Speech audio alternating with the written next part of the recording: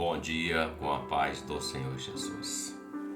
Segundo livro de Reis, capítulo 18, a partir do verso 1, declara assim: E sucedeu que no terceiro ano de Oséias, filho de Elá, rei de Israel, começou a reinar Ezequias, filho de Acás, rei de Judá.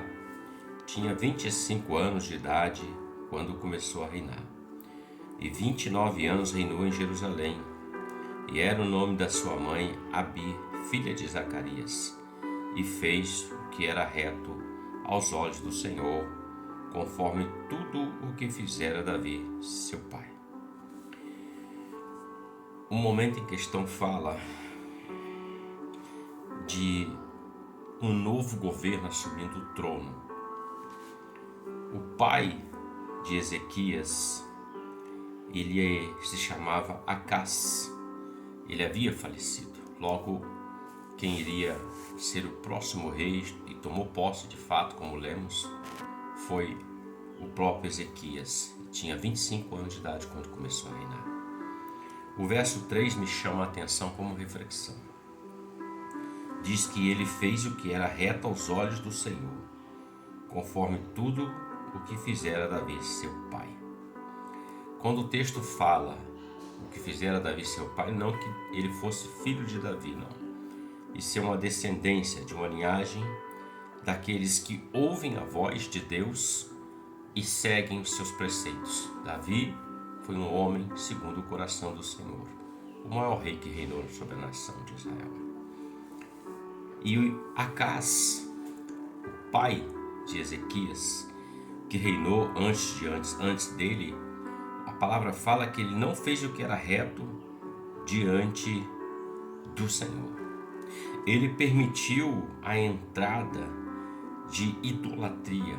O texto fala de ídolos, de Baal, de Astarote, de Baalins, de queimar incenso nos altos, ou seja, de não ter a verdadeira adoração a Deus.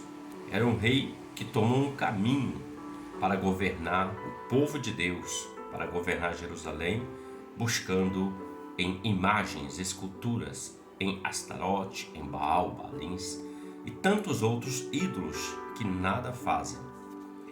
Porém, quando ele parte, nós vemos aqui que Ezequias, ele toma um caminho diferente do pai dele.